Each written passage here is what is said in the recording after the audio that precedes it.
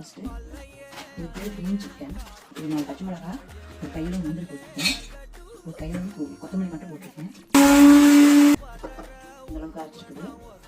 Chicken நம்ம எடுத்துருக்கோம். அதில் மஞ்சள், உப்பு, இஞ்சி பூண்டு பேஸ்ட்டு பண்ணிட்டு வரைச்சிட்டு நம்ம பேஸ்ட்டு அது எல்லாத்தையும் ஊற்றி நம்ம ஃபஸ்ட்டு மேரினேட் பண்ணி வைக்கணும். கொஞ்சம் ஊறட்டும். கொஞ்சமாக பட்டர் போட்டுருக்கேன், வெங்காயம் சேர்த்துக்கலாம். இதெல்லாம் வாங்க போதும் நமக்கு. இப்போ வந்து நம்ம மேரினேட் பண்ண சிக்கனை இதை போட்டுக்கலாம்.